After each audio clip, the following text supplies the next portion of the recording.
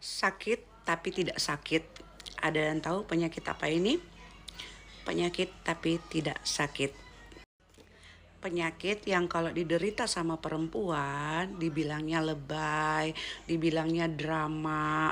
Kalau laki-laki yang derita dibilangnya cemen. Yang sakit ini biasanya dibilangin orang kurang dekat sama Tuhan, tidak kuat mental, kurang ibadah, seperti itu. Ada yang sudah tahu sakitnya apa, penyakitnya apa?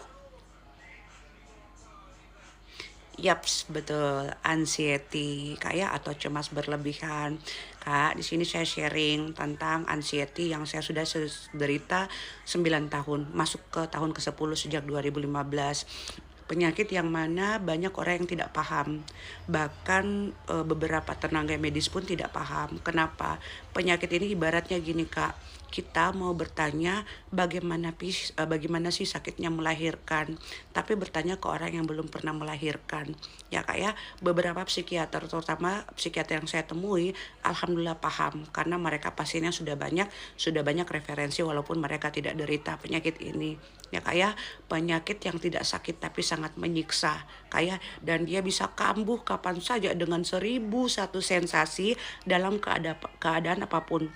Walaupun kita sedang dalam keadaan ngakak, lagi bahagia, tiba-tiba kambuh tek, tiba-tiba kayak mau meninggal, tubuh kram semuanya, kayak terus jantung berdetak lebih cepat rasanya, keliengan, kaki kayak sudah tidak berpijak lagi di bumi, seperti itu Kak. Pokoknya macam-macam sensasinya yang bikin benar-benar tersiksa. Kalau ditanya sakitnya bagian mana, kita bingung gitu kan Kak ya. Rata-rata orang yang sembuh dari penyakit anxiety ketika berada di lingkungan yang benar, yang punya support system yang baik. Nah, yang memperparah biasanya kalau orang-orang terdekatnya terutama tidak percaya dengan penyakit yang lagi diderita. Terutama orang yang sudah berpasangan, tidak dipercaya sama pasangannya. Kamu baik-baik aja, kamu bisa kerja, itu badanmu bagus-bagus aja, nggak kayak orang depresi.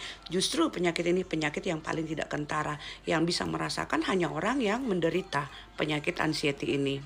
Sayangnya banyak sekali orang terdekat atau yang harusnya jadi support system kita malah kayak lebih menyudutkan gitu loh. Ah kau lebay, ah biar lebih santai, alesan, kayak gitu kan tambah nyakitin banget ya Kak ya.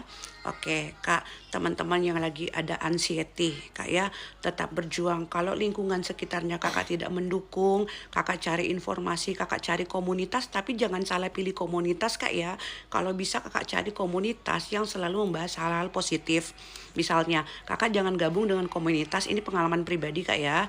Jangan gabung dengan komunitas yang dimana misalnya di grup WA nih, pada ngebahas Kak saya lagi kambuh, lagi ini, itu akan memicu. Tapi ketika kakak masuk di komunitas yang membahas, saya sudah membaik loh, gimana kabar hari ini? Sesuatu yang positif insya Allah akan terbantu kak ya. Nah buat teman-teman yang mungkin butuh support system ya kak ya, sebisa mungkin saya sangat paham apa yang kakak rasakan, karena saya rasakan hampir 10 tahun loh kak ya. Seperti itu, tidak ada salahnya kita berbagi. Teman-teman yang misalnya apa istilahnya butuh kak, kira-kira metode apa yang dibutuhkan untuk awal seperti itu ya kak ya. Jangan yang, karena banyak orang yang apa, ketika kita bicara kita minta dibantu karena masalah anxiety-nya kita, mereka memberikan jalan keluar yang abstrak gitu kak ya. Yang abstrak tuh seperti ini, kayak udah jadi orang tuh sabar gitu, ingat Tuhan, itu kan hal yang abstrak, kayak hal yang abstrak yang tidak semua orang bisa memahami dan mempraktekannya. Tapi kalau misalnya kita bilang, kak saya lagi kambuh nih, ya udah coba ambil air hangat, diminum air hangatnya, terus pernapasan, kayak latih diafragmanya, latih pernapasannya supaya lebih tenang. Karena kan ada penelitian ilmiah yang bilang bahwa kalau kita mengatur nafas kita menjadi lebih tenang, insya Allah jantung kita akan berdetak normal juga ya kak ya, bisa lebih menenangkan ya. Tips-tips seperti ini sebenarnya yang kita butuhkan, bukan disuruh sabar.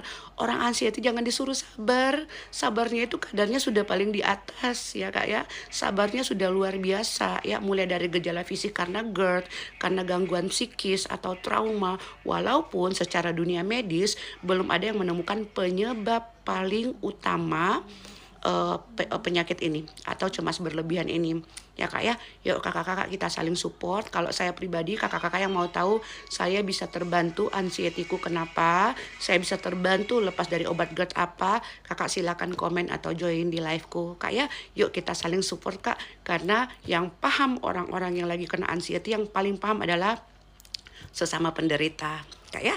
Oke, dengan senang hati kakak-kakak yang mau bertanya silakan bertanya, insya Allah saya bisa menjawab kak ya.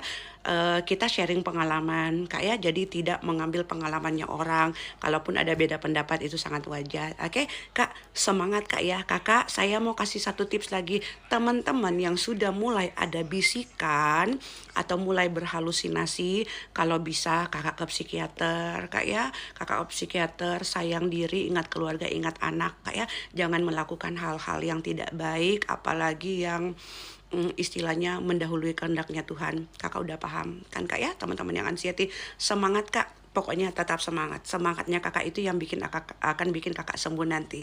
Oke kak, sampai ketemu di liveku kak ya. Makasih. Assalamualaikum, shalom.